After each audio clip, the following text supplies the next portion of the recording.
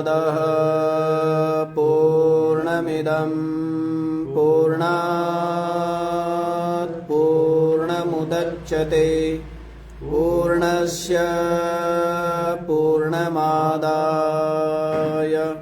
पूर्णमेवावशिष्यते। ॐ शान्तिः शान्तिः शान्तिः। ॐ सहना भवतु सहनौ भुनक्तु सह वीर्यं करवावहै तेजस्विनावधीतमस्तु मा विद्विषावहै।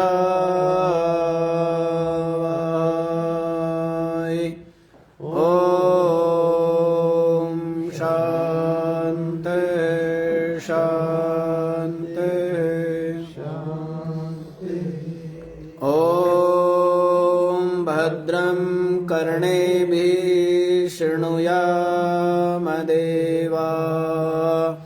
भद्रं पश्येमाक्षभिर्यजत्राः स्थिरैरङ्गैस्तुष्टवाग्वंशस्तनूभिर्व्यशेमदेवहितं यदायुः।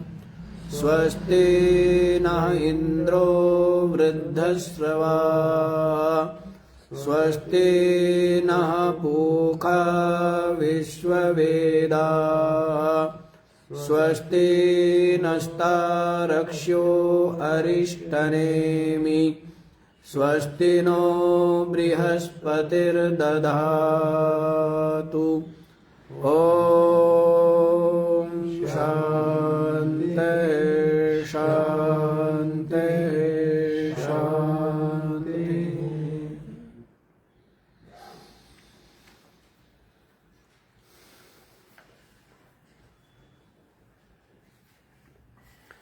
हाँ जी, तो क्या विचार श्रवण कर रहे हैं आप लोग?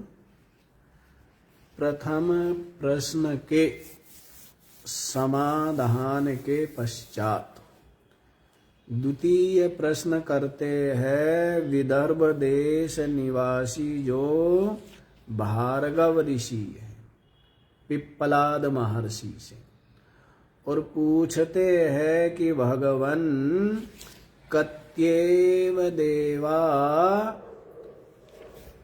प्रजाम विधारयन्ते, कितने देवता इस प्रजा रूप शरीर को धारण करते हैं, कितने इसको प्रकाशित करते हैं, और उन सब में वरिष्ठ कौन है?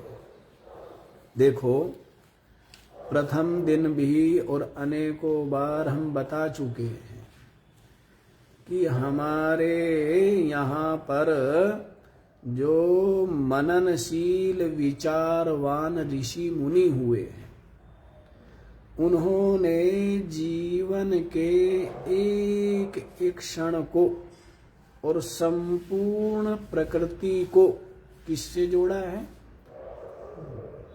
परमात्मा से जोड़ा है, सत्य से जोड़ा है, और परमात्मा प्राप्ति का साधन रूप से इनको स्वीकार किया है ना।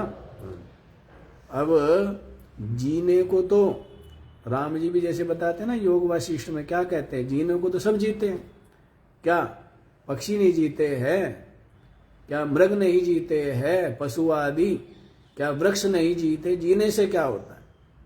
लेकिन जीना तो उसका ही सार्थक है जो विचार युक्त हो करके जिए, जो मनन युक्त हो करके जिए, है ना। और मनन युक्त होने का मतलब यही है कि जीवन में अंतःकरण में सद्गुण सात्विकता प्रतिष्ठित हो।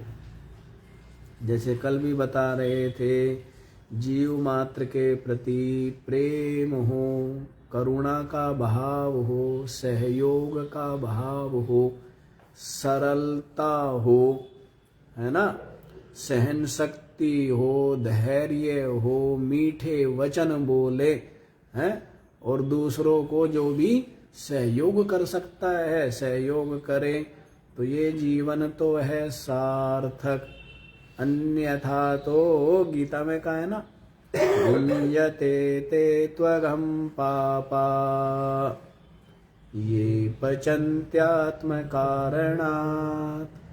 जो केवल पकाया, भूख लगी, पकाया, खाया और खा करके सो गए, अर्थात जो केवल अपने लिए भोजन पकाते हैं, अर्थात जो केवल स्वार्थ युक्त जीवन जीते हैं, केवल अपने शरीर के लिए, केवल अपनी इंद्रियों के लिए, केवल अपने मन की अनुकूलता के लिए, तो वो जीवन तो पशु का भी वैसा ही है। तो उसमें विशेषता क्या हुई? तो विशेषता यही है कि सबके प्रति सहयोग का भाव हो, है ना, प्रेम का भाव हो, सब पर दया करे, सहन शक्ति हो, धैर्य हो, संतोष हो, त्याग हो, तो वो जीवन तो है सार्थक। अन्यथा जीवन जो है वो निरर्थक ही है। तो भाव हमारा केवल अभी यहाँ ये बताना है, ज्यादा व्याख्या नहीं करेंगे, अन्यथा ये विषय छूट जाएगा। तो भाव केवल यही है कि यहाँ पर इतना सूक्ष्म विचार किया है कि एक एक चीज को किसके साथ जोड़ा है, चाहे वो बौद्धिक उन्नति हो, चाहे वो आध्यात्मिक उन्नति हो, चाहे वो परमात्म प्राप्ति, श्वास लेने को भी जोड़ दिया। क्या जोड़ा है? हाँ? जो हम श्वास ले रहे हैं, ये भी क्या कर रहे हैं हम जो है प्राण अग्नि में प्राणों की आहुति दे रहे हैं। बताया था ना, भावना का फल बड़ा होता है। एक ने तो क्या किया कि दुकान पर गया, फूल खरीदे और ला करके पुष्प अर्पित कर दिए, है ना, तो उसने तो ऐसा किया है, कर्म किया है। और दूसरे व्यक्ति ने क्या किया, उसके पास कुछ है नहीं, फूल खरीदने का समय ना हो, धन ना हो, लेकिन भावना बहुत है। तो ऐसे बैठ करके उसने विचार किया कि ऐसे मैंने अपना पौधे उगाए, उस पर पुष्प किए, मैं आया और मैंने वो पुष्प जो अपने इष्ट है उसको समर्पित किए, तो उसको ज्यादा फल मिलता है ना। फल किसको मिलता है? जिसकी भावना दृढ़ है, जिसका मन एकाग्र है, जिसके मन में क्या है, भाव है, श्रद्धा है, उसको अधिक फल मिलता है।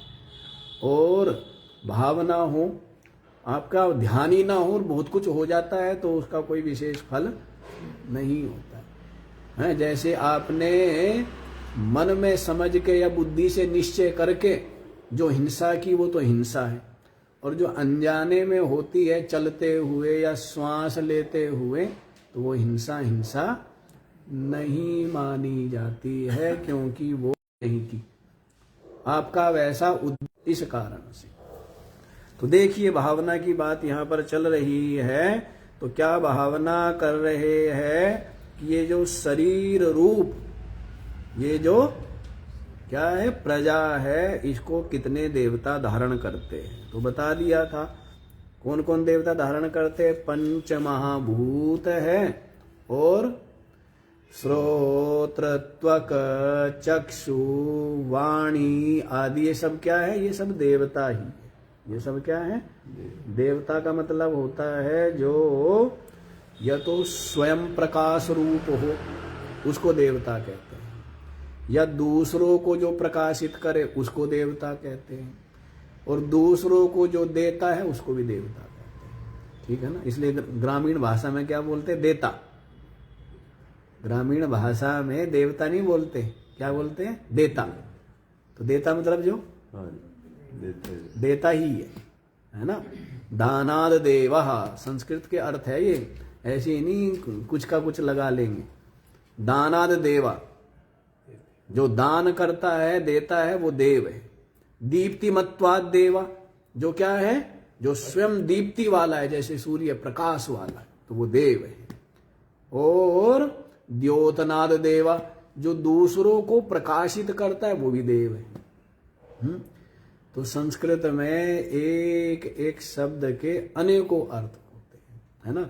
4 अर्थ तो हमारे यहाँ माना जाता है कि 4 अर्थ तो कम से कम होते हैं एक शब्द के, हर एक शब्द के 4 अर्थ तो कम से कम है, और बाकी 10, 20, 50, 100 अर्थ हो वो अलग है ना।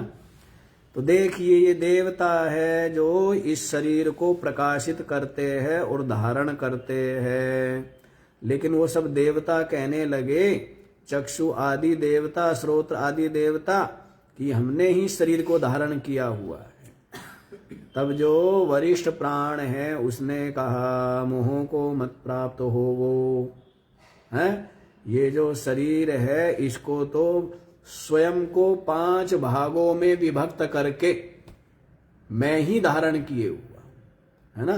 प्राण निकल जाते हैं तो क्या हो जाता है, शरीर धड़ाम गिर जाता है, नहीं गिर जाता। प्राण ही खंबा है। जैसे मकान किस पर टिका हुआ है, दीवारों पर टिका ना, खंबे पर टिका है, और खंबा हटा दे तो धड़ाम। वैसे ही सारा का सारा ये जो शरीर है ना, ये किस पर टिका हुआ है, प्राणों पर। इसलिए श्वासों की महिमा है सारी। इसलिए तो प्राणायाम कराते हैं कि प्राणायाम आदि करने से मन भी शांत हो जाता है और सारे के सारे रोग भी ठीक हो जाते हैं, क्योंकि महिमा ही सारी प्राण की है। और प्राणों से ही जो अंदर जठराग्नि है वो क्या होती है, वो प्रदीप्त तो होती है, तो फिर सब कुछ ठीक ही है। तो प्राण ने कहा कि मैं इस शरीर को धारण करता हूं। उनको भरोसा नहीं हुआ, श्रद्धा नहीं हुई। तो जब प्राण निकलने लगे, तो जैसे ही प्राण निकलने लगे सबके सब निकलने लगे हैं। चक्षु भी, श्रोत्र भी, घ्राण भी, वाणी भी, सबके सब प्राणों के साथ में निकलने लगे। तो और जब प्राण बैठने लगे तो सबके सब बैठने लगे। तो सब जान गए कि सारी महिमा प्राणों की है। इसलिए हाथ जोड़ करके सबने क्या किया, प्राणों की स्तुति करने लगे। दृष्टांत इसमें क्या दिया था, जैसे रानी मधुमक्खी उठती है तो बाकी सबके सब क्या है, सबके सब उठने लग जाते हैं। और रानी मधुमक्खी बैठती है तो बाकी जितने भी है सब उसमें मधुमक्खियां सब बैठने लगती है। तो ऐसे ही सबका जो राजा है वो क्या, कौन है, प्राण। सारे देवताओं में जो वरिष्ठ है, श्रेष्ठ है, वो कौन है, वो प्राण ही है। तो ऐसा प्राण की स्तुति करने लगे। सब कुछ तो प्राण से ही होता है, नहीं होता है। चलना किससे हो रहा है, कल आपको बताइए। भोजन बनाना किससे हो रहा है, भोजन खाना किससे हो रहा है, बोलना किससे हो रहा है, सब कुछ प्राण से हो रहा है। सब कुछ किससे है, प्राण से ही है। तो कल बता दिया था, ऐसा अग्नि है, प्राण आप ही हो, अग्नि भी आप हो, सूर्य भी आप ही हो, नहीं सूर्य हो।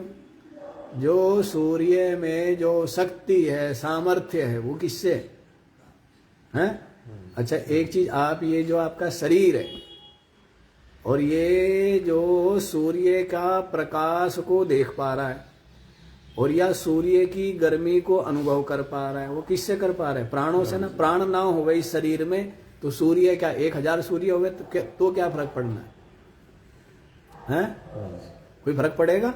तो इसीलिए जब स्तुति करते हैं ना तो उसकी महिमा बढ़ा करके कहते हैं कि हे प्राण आप ही अग्नि हो, आप ही सूर्य हो, आप ही बादल हो, आप ही इंद्र हो, आप ही वायु हो, और ये जो पृथ्वी है ये भी आप ही, क्योंकि सब कुछ प्राणों से, ये प्राणों से ही सबकी सार्थकता है।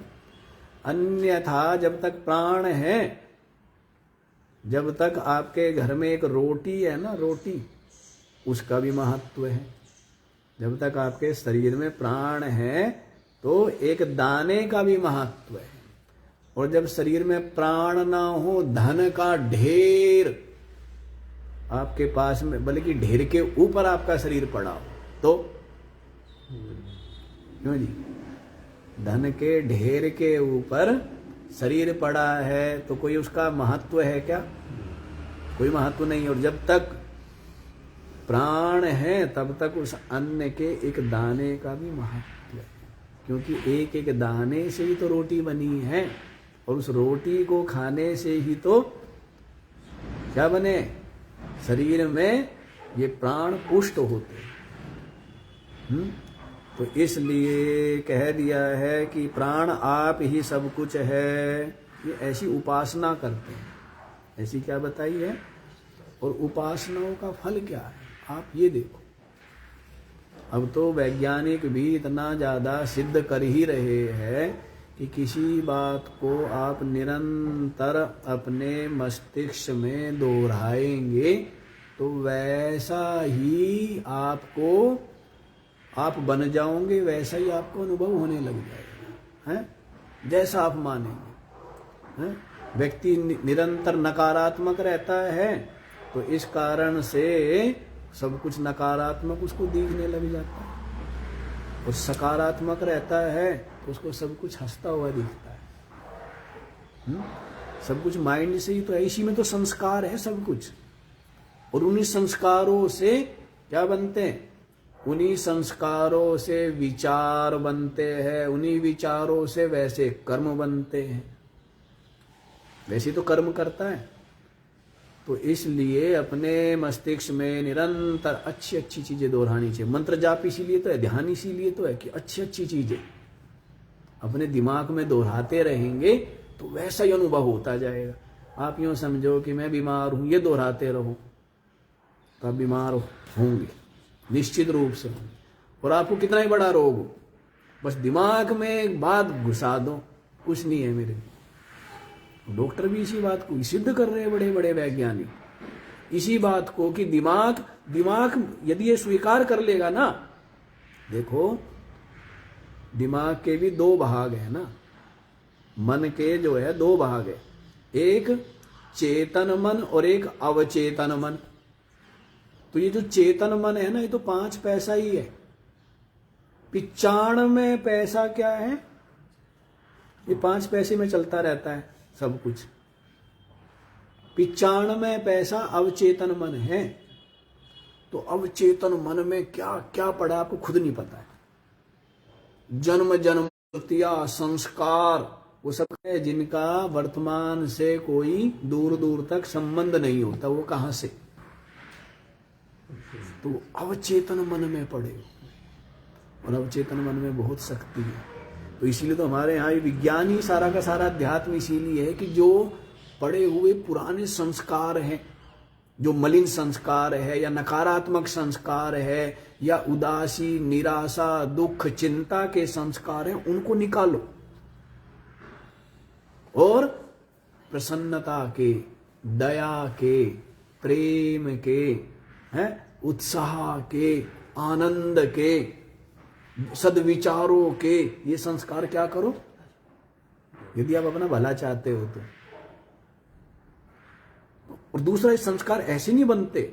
अब जैसे मान लीजिए आपसे कुछ गलत हो गया तो संस्कार क्या पड़ जाता है दिमाग में, दिमाग में वो स्मृति क्या हो जाती है, कैद हो जाती है, नहीं हो जाती। और कुछ अच्छा होता है तो वो भी क्या स्मृति क्या होती है। इसलिए अच्छा करना भी पड़ेगा।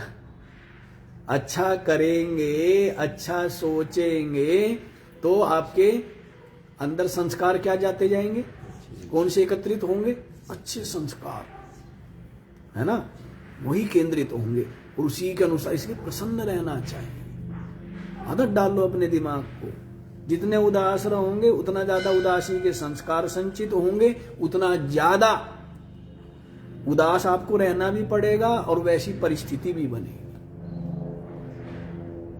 और परिस्थिति को आप कैसा ही बना लो, आपके हाथ में नहीं बना लो। हैं? आप चिंता ही चिंता करते हो, चिंता की जबकि कोई बात नहीं। जब हाथ पैर ठीक ठाक पे चिंता की क्या बात। चिंता तो वो करे जिनका लीवर गड़बड़ हो गया है, किडनी गड़बड़ हो गई, फेफड़े सड़ गए, और दुनिया भर की बीमारियां हो गई, तो वो चिंता करें। आप किस बात की चिंता करते? यदि आपकी संगति अच्छी है, यदि आपके विचार अच्छे हैं, यदि आपके अंदर उत्साह है पुरुषार्थ करने का, फिर चिंता किस बात की? चिंता नहीं करनी चाहिए। सदा क्या रहना चाहिए? प्रसन्न रहो। और नहीं तो जितना चिंता करोगे उतना ही वो वैसी ही परिस्थिति जो प्रतिकूल है वही तो आएगी। बारंबार हम कहते हैं ना, जैसे कोई व्यक्ति चिढ़ता है तो उसको क्या करते हैं? उसको चिढ़ाया जाता है। जो चिढ़ता ही नहीं है, यदि एक आधी बार उसको चिढ़ा भी देगा कोई तो फिर वापस चिढ़ाएगा नहीं। क्यों? क्योंकि इसको चिढ़ाने का कोई लाभ, चिढ़ता ही नहीं है। और जो चिढ़ता है तो बारंबार उसके सामने वो परिस्थिति आती नहीं आती, बारंबार उसको चिढ़ाया जाता है। इसलिए समझ आई है कैसे रहना है? सकारात्मक। यही संस्कार अपने मस्तिष्क में डालो। इसीलिए जप करते, इसलिए ध्यान करते कि वैसी भावना करते कि बहुत प्रसन्न, बड़े शांत, है ना, बहुत आनंदित। और ऐसे जिसका भी आप ध्यान करेंगे वहीं आप पहुंच जाते। जहां आपका मन है वहीं तो आप हो। अभी आपका मन शरीर में है तो आप शरीर में हो, लेकिन जब आप सो जाते हो, जब आपका मन इस शरीर में नहीं होता है, जैसे सपना देखते हो मान लो, तो फिर किसी और शरीर में होता है ना, इसका तो पता भी नहीं होता है। और सो जाता है जब आपका मन, तो फिर तो बिल्कुल अविद्या में डूब जाता है। तो इसलिए जहां आपका मन है, जिसमें आपका मन लगा है, मन वैसा ही रूप धारण कर लेता है। वैसा ही रूप धारण कर लेता है मन। नहीं, जैसे पानी है ना, गिलास में डालो तो, सुराही में डालो तो, कटोरे में डालो तो, वैसे ही आपका मन भी है। जहां भी लगाए वैसा ही रूप धारण कर लेता है, भी बन जाता है। कभी पापी बनता है, कभी पुण्यात्मा बनता है, कभी दयालु बनता है, कभी क्रोधी बनता है, नहीं बनता रहता है, तो वैसे बनता रहता है। अच्छा बनाओ, ठीक है ना। तो उसी के लिए यहाँ पर उपासना बता रहे हैं कि प्राण उपासना करेंगे तो उससे क्या होंगे? तो उससे आपके जीवन में प्रसन्नता रहेगी और 100 वर्ष आप जिएंगे। और कैसे जिएंगे? लाठी टेक टेक करके नहीं, स्वस्थ जिए। आंख, कान, नाक, मुख आदि सबके सब क्या रहेंगे? हाँ, अपने अपने कार्य को करने में समर्थ। आंखों से ना दिखे, जीता रहे तो क्या लाभ? कानों से ना सुने, तो ऐसे जीने का कोई लाभ नहीं है। कि जिए, हम लोग जीना ही नहीं चाहते, पता नहीं क्यों नहीं जीना चाहते। जबकि सोच तो ये होनी चाहिए कि हम तो मरना ही नहीं है, हम क्यों मरे? और मरते भी नहीं, मरते थोड़ा ही हो आप। शरीर मर जाता है और आत्मा तो आप तो नहीं मरे ना, आप तो आत्मा हो। तो मरने के बारे में तो सोचना ही नहीं चाहिए, है? मरना क्यों है? क्या जरूरत है मरने की? आप ये बताओ, क्या समस्या है? अरे अच्छा जीवन मिला है, बहुत कुछ कर सकते हो। लोगों के दुख दूर करो, लोगों को हिम्मत दो, उत्साह दो, है? अच्छे रास्ते दिखाओ, सबसे प्रेम करो, नहीं? बहुत कुछ है करने के लिए। इतनी दुनिया उदास है, निराश है, दुखी है, नहीं? हाँ? और अपने मन के जो भी विकार है, बुराई है, उनको दूर निकालो। वो निकाल लिया, वो काम हो गया। काम तो सारे पेंडिंग पड़े, मरना चाहता है? अभी तो काम शुरू भी नहीं हुए, काम शुरू हो गए। अपने मन की चादर को धोना है, निर्मल बनाना है ना? कि इसमें क्या हो? यही हो, सबके प्रति प्रेम, सबके प्रति सेवा का भाव, सब पर दया का भाव, सबके प्रति करुणा का भाव है। तब आप समझना है कि आपका हृदय कुछ निर्मल हो गया।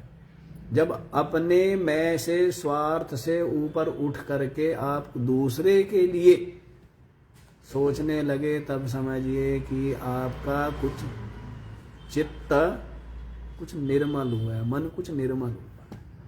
और जब तक अपने ही बारे में सोचते हैं केवल, तब तक तो क्या है कि आप पशु तुल्य ही है। जैसे पशु भी अपने ही बारे में सोचता है और आप भी अपने ही बारे में सोच रहे हैं, तो आप पशु के सदृश ही है। तो कहने का भाव है, मरने की क्यों सोचना, ये सोचना है मरना तो है ही नहीं, मरता तो मैं हूं ही नहीं।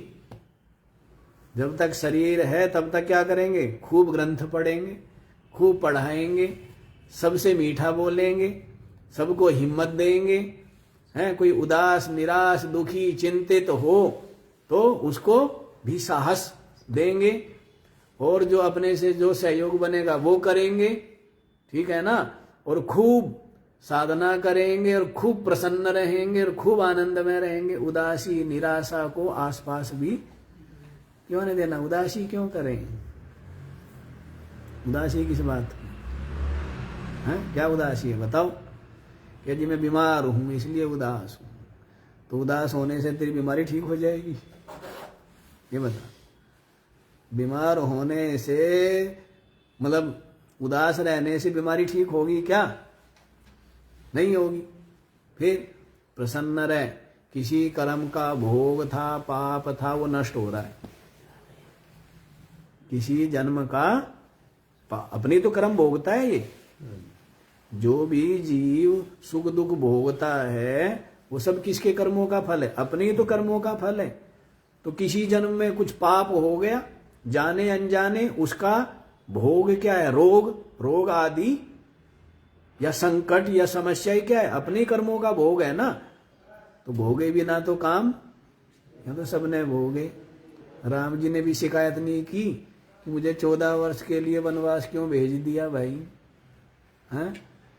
शिकायत की राम जी ने। या सीता भी सोचती कि भाई देखो हैं कि कितना बढ़िया महलों में थी और मेरे को क्या हो गया, अब इसके साथ साथ मुझे भी जाना पड़ेगा। यह सोचे कि वनवास इसको मिला है मुझे थोड़ा मिला है, नहीं। तो कहने का भाव है कि ये तो जीवन में जो सुख दुख तो आए, लेकिन वो सकारात्मक बने रहे। उन्होंने कहा जंगल में जाने को मिलेगा और बढ़िया, क्यों, उतना ही हम ऋषियों से मुनियों से ज्ञान लेंगे, उतना ही हमारे द्वारा त्याग और तप होगा। कहने का भाव है हर समस्या हर परिस्थिति सकारात्मक सोचने से। चलिए छठे मंत्र में क्या बताया था, जैसे रथ की नाभि में अराए समर्पित है, वैसे ही ये जो प्राण है ना, ये सब में प्रतिष्ठित है। प्राण के बिना कुछ नहीं, प्राण के बिना कुछ भी नहीं है। जैसे मीठे के बिना मिठाइयाँ सबकी सब क्या है, कुछ है। मिठाइयों में गुलाब जामुन में मीठा ना हो, जलेबी में मीठा ना हो, रसमलाई में सब कुछ हो मीठा ना हो, हैं? तो बताओ कोई होगा, कोई उसका अर्थ है क्या, वो व्यर्थ ही है। वैसे ही सबके अंदर प्राण समाये हुए, सबके अंदर। और देखो जी, ये जो ऋग्वेद की ऋचा है, यजुर्वेद की ऋचा है, सामवेद आदि के जो मंत्र है, ये मंत्र आदि भी किससे बोले जाते हैं, प्राणों से बोले जाते हैं। प्राणों से ही याद रहते हैं, प्राणों से ही पढ़े गए हैं, प्राणों से ही उनका पुष्ट होते हैं ना। तो उच्च वाणी में बोलता है, उसकी वाणी में तेज होता है। और बुढ़ापे में प्राण क्या हो जाते हैं, कमजोर हो जाते हैं, आवाज निकलती नहीं। और हाथ पैर भी शिथिल हो जाते हैं ना, नहीं हो जाते हैं, क्योंकि प्राण क्या हो गए हैं, कमजोर हो गए। प्राण कमजोर होने से अग्नि कमजोर हो जाती है, अग्नि कमजोर हो जाने से सारा शरीर कमजोर हो जाता है। और जब कमजोर हो जाता है फिर मृत्यु आती है, कमजोर को तो कोई दबा ले, क्यों जी। शेर भी जो है वो हिरण के या खरगोश आदि को ही पकड़ता है ना, या ताकतवर को पकड़ पाएगा, बताओ। तो पहले शरीर को कमजोर करती है काल, और फिर बाद में क्या करता है, खा लेता है। नहीं, ऐसा है। अच्छा जी, अब आप लोग 7वां मंत्र देख लीजिए। निरंतर अब 13 मंत्रों तक प्राण की ही स्तुति करेंगे, सबके सब देवता मिलकर। प्रजापतिश्चरसि गर्भे त्वमेवा प्रतिजायसे, तुभ्यं प्राण प्रजास्त्विमा बलिं हरन्ति, यः प्राणै प्रतितिष्ठसि। प्रजापतिः चरसि गर्भे त्वं एव प्रतिजायसे, तुभ्यं प्राणः प्रजाः तु इमा बलिं हरन्ति, यः प्राणैः प्रतितिष्ठसि। तो क्या कहते हैं, हे प्राण, हे जो प्राण, प्रजापति ही, तू ही क्या है, तू ही है प्रजापति, जो सब कुछ बनाने वाला, सबका सृष्टा। वो कौन है, प्रजापति ब्रह्मा। वो भी क्या है, अब प्रजापति ब्रह्मा जी हो और उनमें प्राण ना हो तो क्या होंगे, और जब प्राण नहीं होंगे हैं तब मन बुद्धि होंगे क्या, बताइए। जब प्राण कमजोर हो तो बुद्धि काम करती है क्या, करती है काम। हाँ, इसमें भी आएगा छांदोग्य उपनिषद में। वो बताएंगे भाई अन्न से ही सब कुछ है, तो कैसे पता लगेगा, तो कहेंगे कि ठीक है 15 दिन तक अन्न नहीं खाना, केवल क्या करना, पानी पीना। पानी नहीं पिएगा तो शरीर ही चला जाएगा। पानी जितना मर्जी हो पीना, लेकिन अन्न मत खाना, ठीक है। और खूब पंडित था, बड़ा विद्वान था। जब 16वें दिन आया तो कहा सुनाओ, जो तुमने याद किया हुआ था सुनाओ। सब कुछ भूल गए, जो इतना याद किया हुआ था वो सब कुछ। फिर कहा थोड़ा थोड़ा अन्न खाना शुरू करो। नहीं हो गया तो ये अन्न की, अन्नम वही प्रजापति ही, पीछे बताया है कि अन्न ही ब्रह्मा है। प्रथम मंत्र में क्या बताया था कि अन्न ही ब्रह्मा है, और उससे ही संपूर्ण प्रजा जीवित भी है, उत्पन्न भी होती नहीं होती है। उत्पन्न भी अन्न से होती है, और जीती भी क्या है, अन्न खा करके ही है। और अंत में ये शरीर, कई बार हम कहते हैं ना, मिट्टी से पैदा होता है, मिट्टी खाता है, और मिट्टी में ही क्या होता है, मिट्टी में मिल जाता है, नहीं मिल जाता है, ऐसा है शरीर। तो यहां पर भी इसलिए तो अन्न को बताया, एक प्रजापति कहा, एक जगह कहा अन्नम वही ब्रह्मा। अन्न क्या है, ब्रह्म है, परमात्मा है अन्न। इसलिए अन्न का दुरुपयोग नहीं करना चाहिए। दुरुपयोग तो किसी चीज का मत करो। दुरुपयोग करने से जीवन में उसका क्या बनेगा, कभी न कभी अभाव बनेगा। और सदुपयोग करेंगे तो भंडार भरे रहेंगे, चाहे वो जल हो, चाहे वो अन्न हो, चाहे वो कोई भी चीज हो।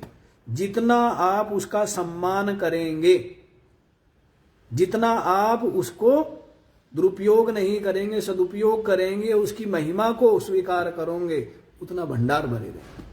और भंडार भरे रहने का मतलब क्या है, विचारवान के लिए थोड़ा भी बहुत है, और मूर्ख के लिए बहुत भी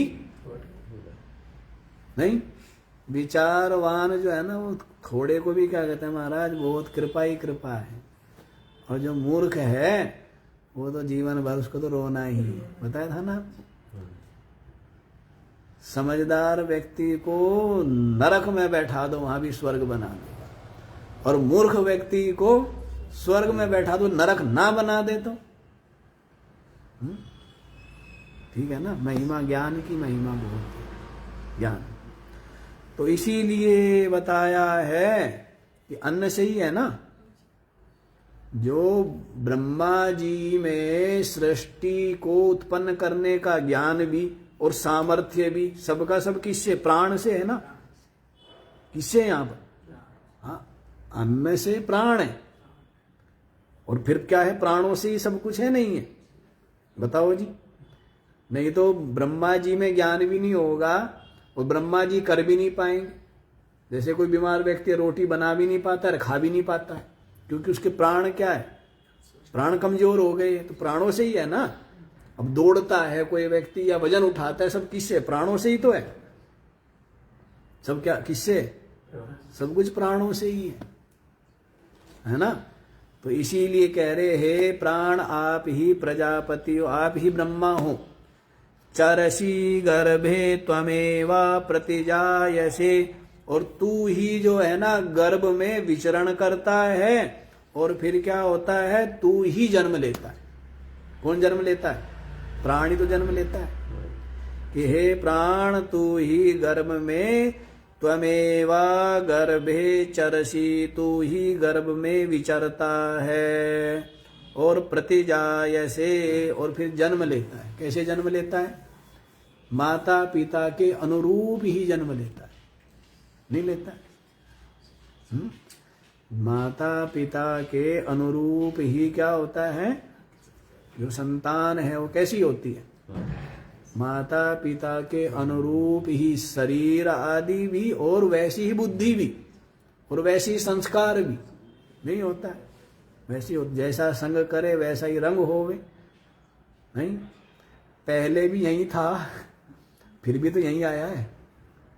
नहीं, आपके ही जो बड़े बुढ़े हैं वही आपके यहाँ क्या होते हैं? मर जाते हैं, और फिर उसके बाद आपके यही संतान रूप में पैदा हो जाते हैं। तो आपके बीच रहे थे तो वैसी बुद्धि थी? नहीं थी। बहुत बातों में क्या था? मेल था, और बहुत बातों में मेल नहीं होता है। तो वैसे ही फिर वो आ जाता है, फिर वैसे ही होते हैं, वैसे ही संस्कार, वैसे ही विचार होते हैं। संसार है भी कुछ नहीं, लेन देन ही तो है। संसार क्या है? लेन देन है। इसीलिए लो कम और दो ज्यादा, लेकिन जो दो ना, उस देने का भी अभिमान मत रखो, नहीं तो आना पड़ेगा। यदि किसी से लिया है तो उसको देने भी आना पड़ेगा, और किसी को दिया है तो यदि लेने का भाव है, दो तरह होते हैं ना। देखो, एक चीज है आपने किसी से लिया है तो आपने ले तो लिया, लेकिन उसका भी तो भाव होता है कि मेरा वापस लौटा। नहीं तो देना पड़ेगा, नहीं देना पड़ेगा।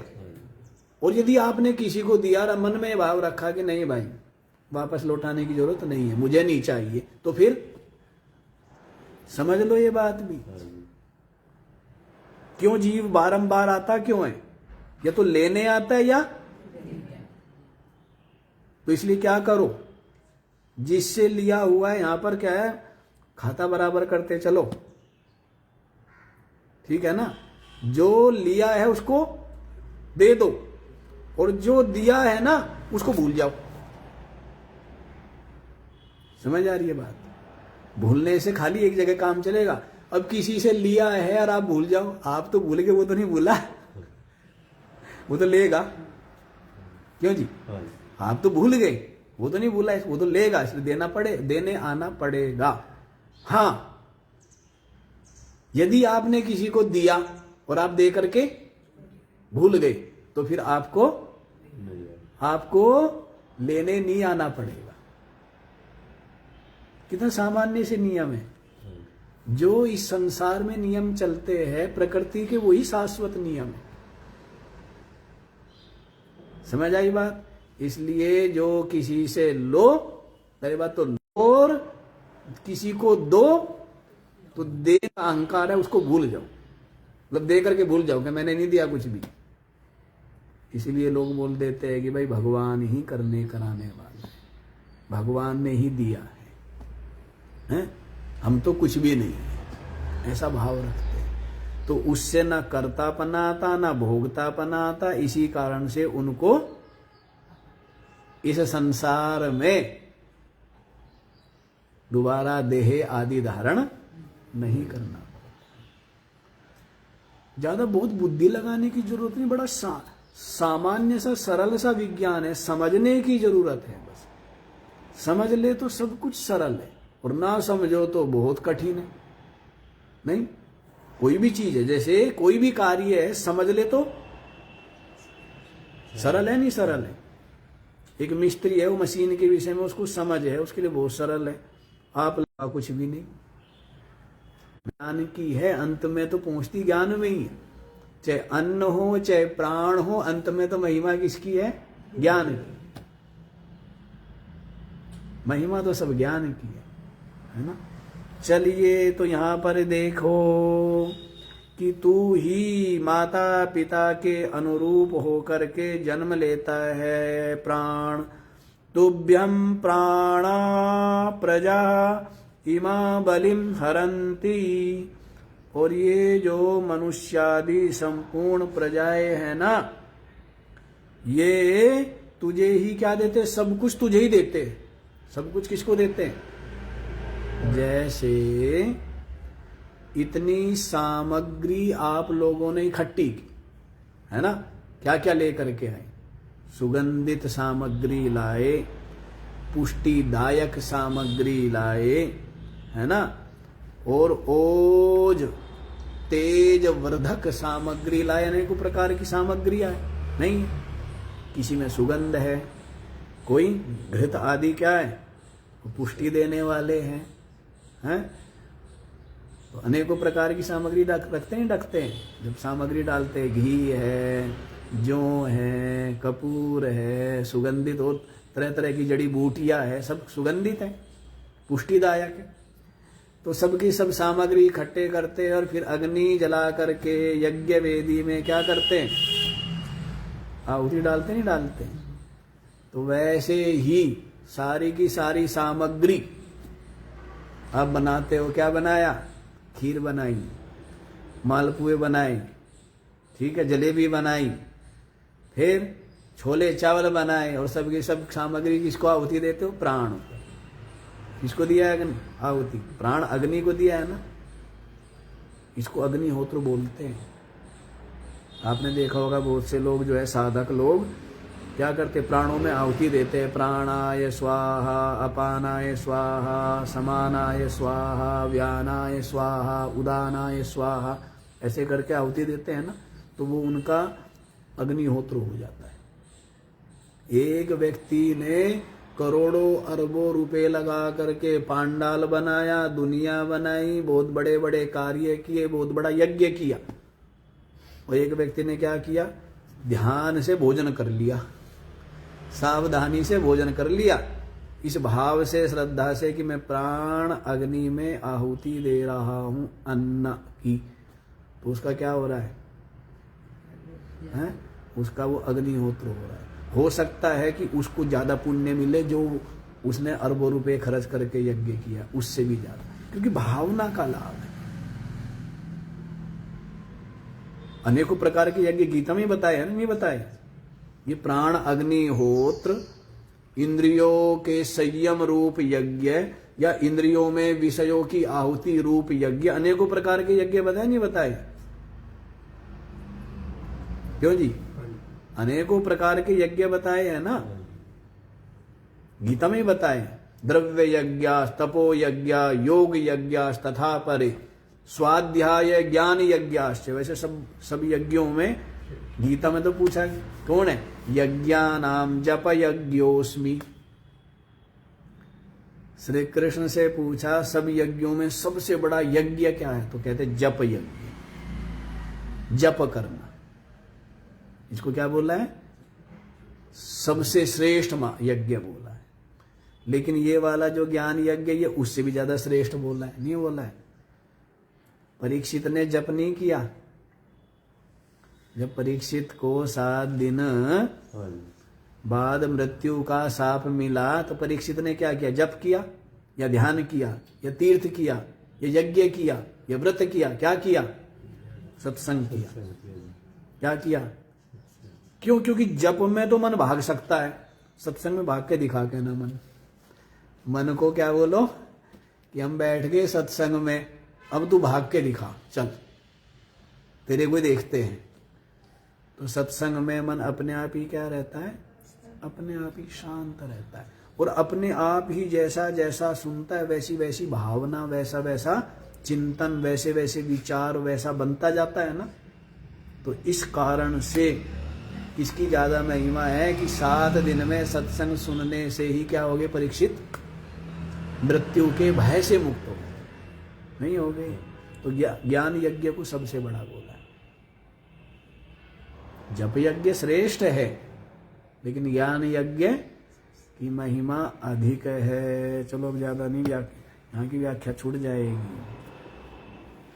तो क्या कह रहे हैं, तुभ्यम प्राणा, हे प्राण तुम्हें ही, इमहा प्रजा बलिम हरंती, ये संपूर्ण प्रजाएं किसको बलि देती है, किसको दे रहे हैं, आहुति। प्राणों को ही सब आहुति दी जाती है। आंखों के द्वारा जो हम देखते हैं, कानों के द्वारा जो हम सुनते हैं, वो सब का सब किसको आहुति दी जा रही है, प्राण को ही आहुति दी जा रही है। आहुति का मतलब ये नहीं है खाली खाने का, मतलब मुंह से ही खाना नहीं होता। जो हम ज्ञानेंद्रियों से जो कुछ ग्रहण करते वो भी खाना ही नहीं, खाना है। आंखों से हमने देखा, जैसा देखा वैसी विचार बने नहीं बने। किसी को देखा कि कोई व्यक्ति जप कर रहा है, ऐसा देखा तो वैसे विचार बनते हैं ना, नहीं बनते। जैसा देख के कोई अच्छा काम कर रहा है, वैसे ही आपके भी, मैं भी ऐसा कार्य करूं। कोई पढ़ाई कर रहा है तो ऐसा देखा तो मैं भी पढ़ूं। तो जैसा डाला वैसा ही आंखों से भी डाल रहे हैं, डाल रहे हैं, बल्कि आंखों से ज्यादा ग्रहण, आंख से कान से ज्यादा ग्रहण करता है, और वाणी से थोड़ा सा कम कर लो। बुरा मत देखो, बुरा मत सुनो, और बुरा तो वो यही तो है।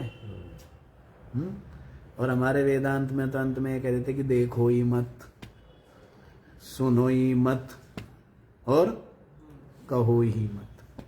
तो इसका मतलब क्या है, इसका मतलब ये है कि कहीं आसक्ति मत करो। देखने का मतलब ये नहीं कि आंख बंद करके चलने लग जाओ, ऐसा कुछ नहीं है। देख करके खूब अच्छे से चलो, लेकिन मतलब ये है कि किसी से द्वेष मत करना, ना राग करो, ना तो मोह करो ना राग करो, क्योंकि दोनों का ही परिणाम क्या है, दुख है। देखो, और क्या देखो, सब प्रति प्रेम, सबके प्रति यही खतरा है। कुछ के प्रति लगाव होगा और कुछ के प्रति क्या होगा, द्वेष होगा, तो यही गड़बड़ हो गया ना। तो देख मतलब यही है, अच्छा देखो, बोला ही अभी, आप मंत्र रोज सुनते ही है, भद्रम करणे भी शृणुयाम देवा, व्याख्या कर दी थी। हम कानों से अच्छा सुने, हम आंखों से अच्छा देखे, है ना, और हमारा पूरा का पूरा जीवन देवताओं के हित के लिए हो, अर्थात कुछ ना कुछ हमारे द्वारा, चाहे वो प्रकृति का या समाज का या कुछ किसी का कुछ ना कुछ क्या हो, हित हो। हमारा जीवन ऐसा ना हो कि बिल्कुल स्वार्थ युक्त हो या बिल्कुल निकम्मा हो। खाना और सोना, और खाना और सोना और रोना, क्या रहता है लोगों का जीवन, खाना, सोना और रोना, और फिर खाना, और फिर सोना, और ये रोना ही रोना, रोना ज्यादा चलता है। एक तो रोना ज्यादा चलता है, और सोना भी खूब चलता है, और खाना भी खूब चलता है। लाभ क्या है? हाँ, रोना थोड़ा ही है, क्या करना है, हंसना और हंसाना। प्रसन्न रहना है, और प्रसन्नता ही बांटना है। वो बांटोगे तो वही मिलेगा, जितना बांटोगे उतना क्या मिलेगी, है ना। क्या बांटोगे, यदि गेहूं बोएंगे तो गेहूं काटेंगे, तो जो बांट के है ना, इसलिए ग्रामीण भाषा में बोलते कि बीज बांट आए। खेत में क्या कराए, बीज बांट आए, मतलब बीज बो करके आए, तो फिर वही मिलते हैं, नहीं मिलते। 5 धड़ी बो करके आए, और फिर 5 कुंटल 10 कुंटल लेकर के आए, कई गुना लेकर आए। प्रकृति वापस लौटाती है 100 गुना कम से कम। प्रकृति का सिद्धांत है, जो चीज आप देंगे वो 100 गुना कम से कम मिलेगी। गाली भी मिलेगी तो सम्मान करो, मीठा बोलोगे तो वो भी 100 गुना मिलेगा। आप प्रेम करोगे, आप जीवों से प्रेम करते, वो भी क्या करते हैं? 100 गुना प्रेम।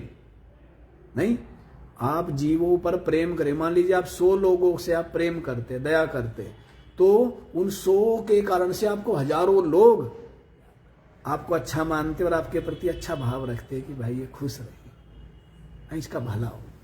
नहीं रहता है? बताओ, बताइए।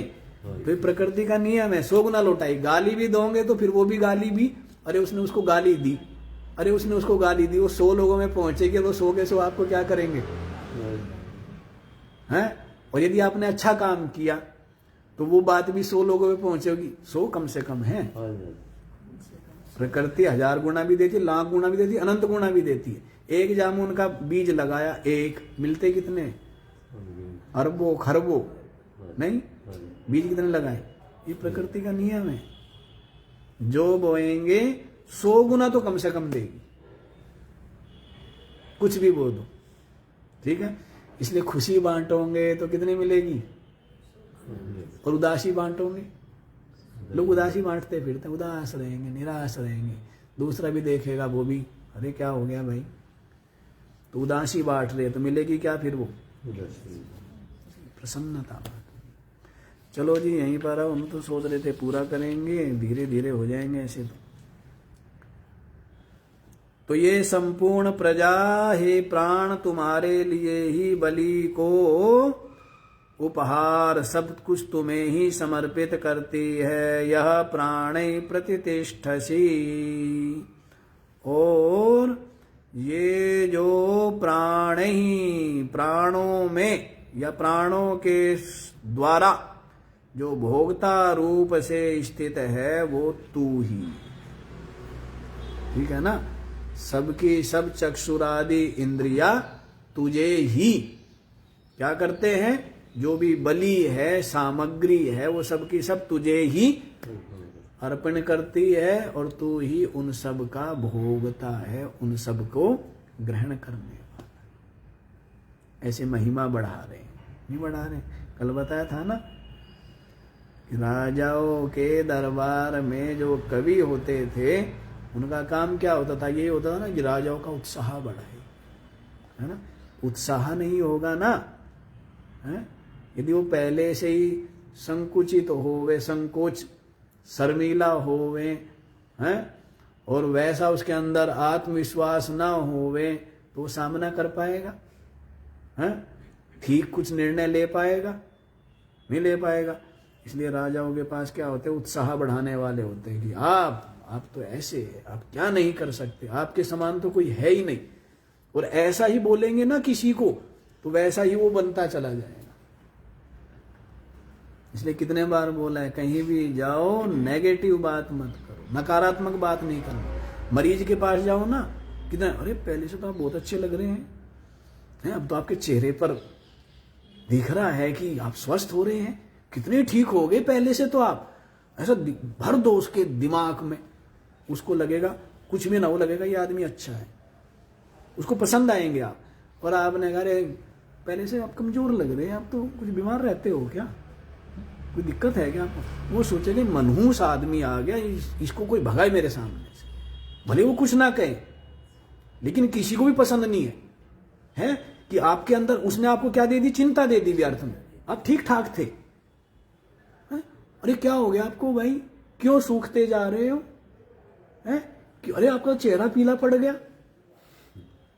नहीं, एक तो आपके अंदर वैसा संदेह हो जाएंगे, वैसा मन में लगेगा कुछ ना कुछ गड़बड़ है, और आप जाओ, भले वो कितना बीमार हो, पहले से बीमारी उसकी कितनी बढ़ गई हो, लेकिन पहले से बहुत ठीक हो गया, आप बड़े अच्छे दिख रहे हो अब तो, हैं?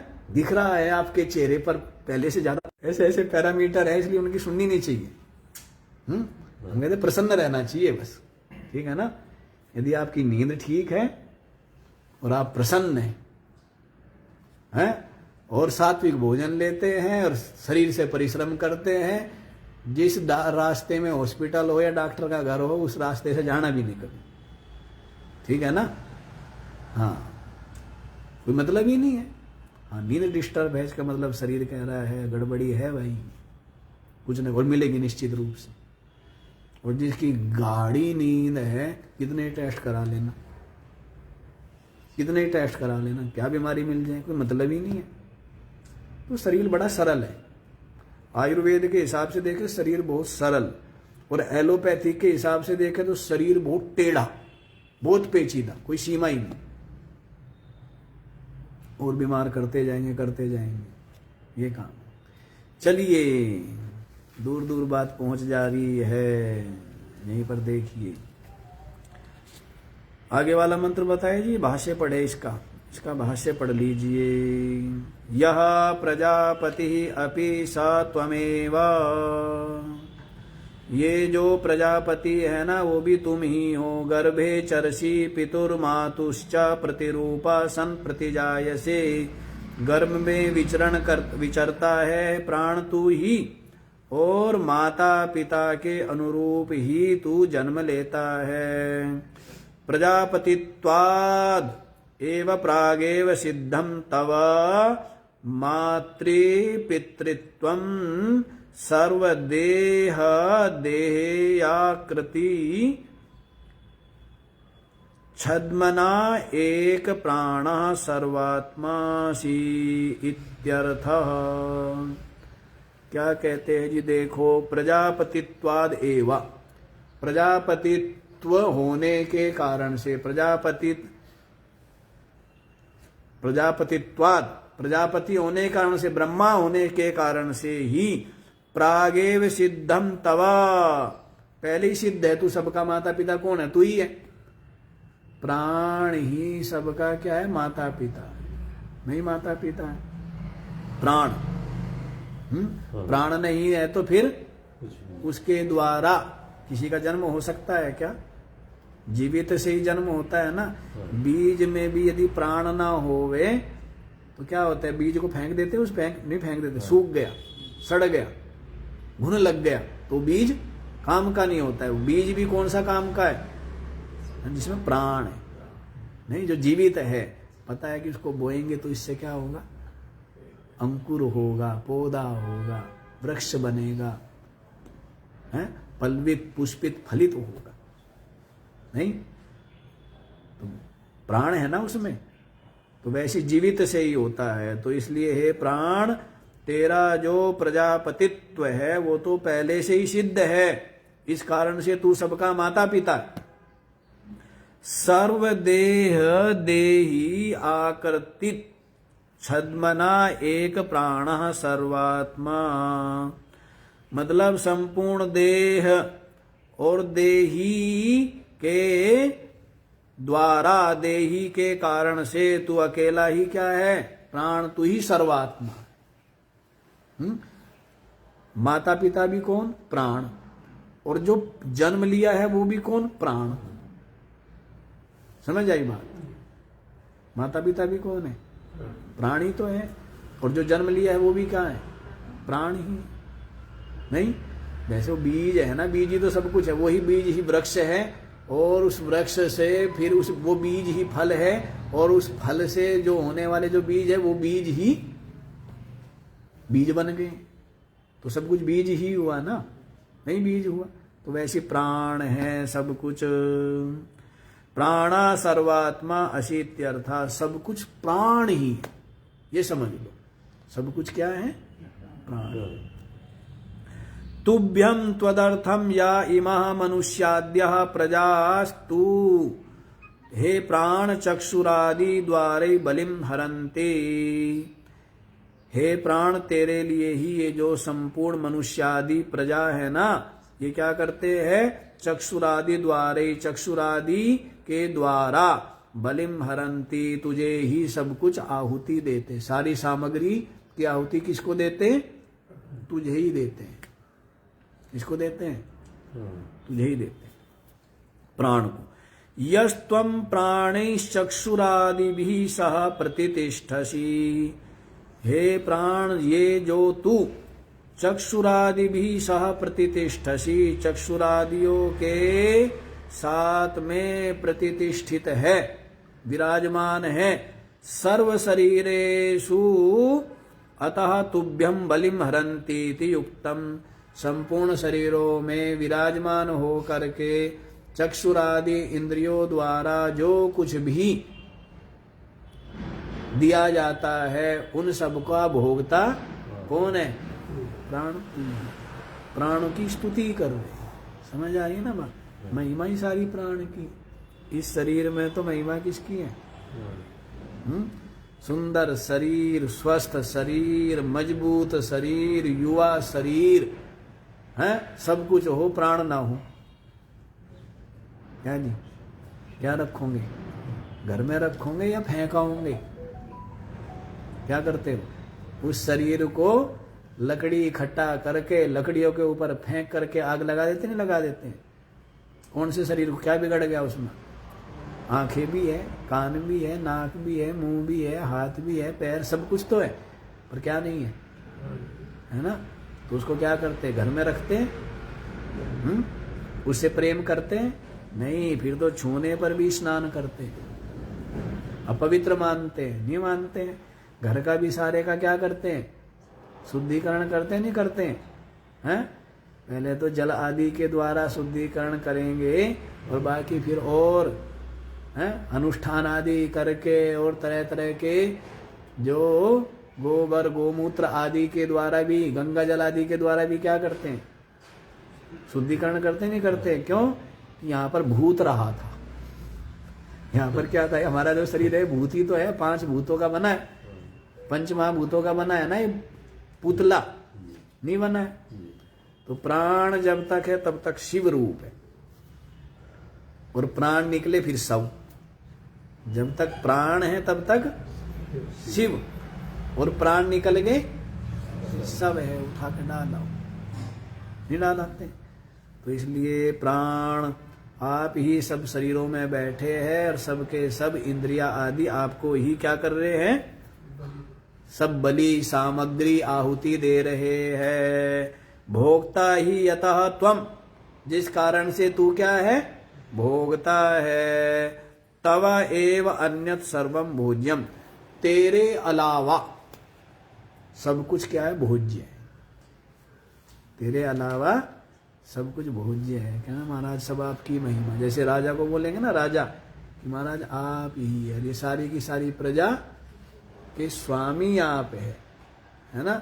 सब आपकी आज्ञा, आपका आदेश, आपके द्वारा सुरक्षित है सब, है? आप ही सबके पिता है, नहीं? आप सबकी रक्षा करने वाले हैं ना, राजा है। तो राजा की कितनी महिमा गाते हैं। और ये माना भी जाता है, राजा का ना सम्मान किया जाता है, क्योंकि राजा इतने लोगों का प्रतिनिधि कर रहा है ना। और राजा को हत्या का दोष भी लगता है। जैसे कोई राजा है तो राजा की हत्या का बहुत बड़ा दोष लगता है, क्योंकि राजा के कारण ही तो क्या बना हुआ है? शांति बनी हुई है। नहीं तो चोर, डाकू, डकैत, गुंडे सबके सब क्या हो जाते हैं? प्रजा को लूटेंगे, प्रजा को सताएंगे। वो तो राजा के भय से ही है ना। तो इसलिए राजा की बड़ी ही महिमा गाई जाती है, राजा का सम्मान किया जाता है।